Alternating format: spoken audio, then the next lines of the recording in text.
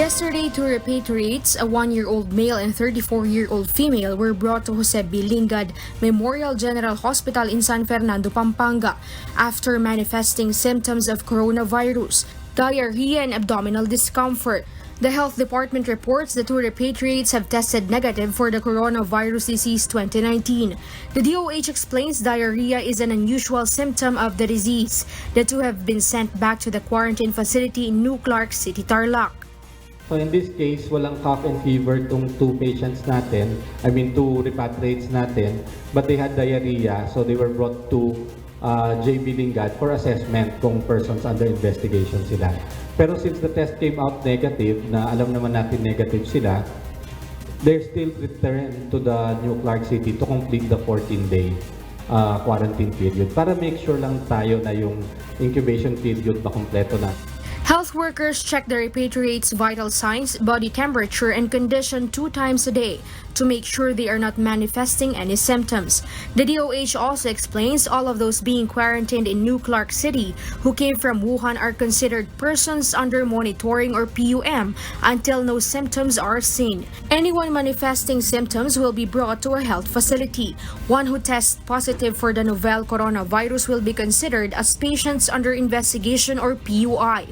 There are now 408 PUIs in the Philippines as of 12 p.m. today, according to the DOH. 238 are admitted and isolated in health facilities, 165 have been discharged, and 208 have tested negative for COVID-19. The number of confirmed 2019 nCoV cases in the country remains at 3. 240 of the PUIs are Filipinos, 98 are Chinese, 18 are citizens of America, others are citizens of Brazil, Great Britain, France, India, Italy, Japan, Korea, New Zealand, the Netherlands, and Taiwan.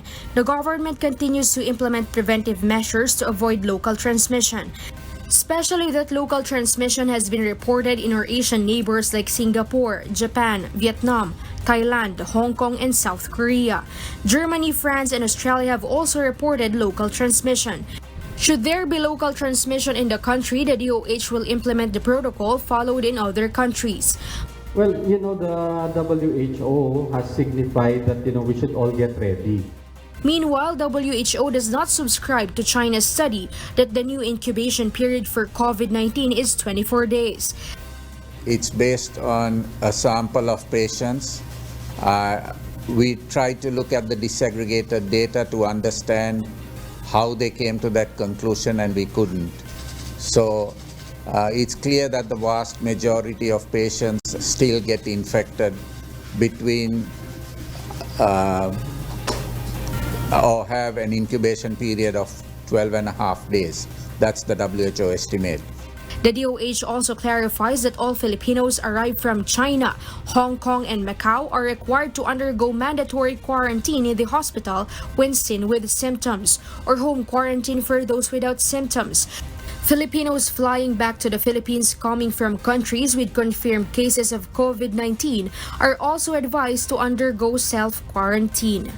Aiko Miguel, UNTV News and Rescue, Manila.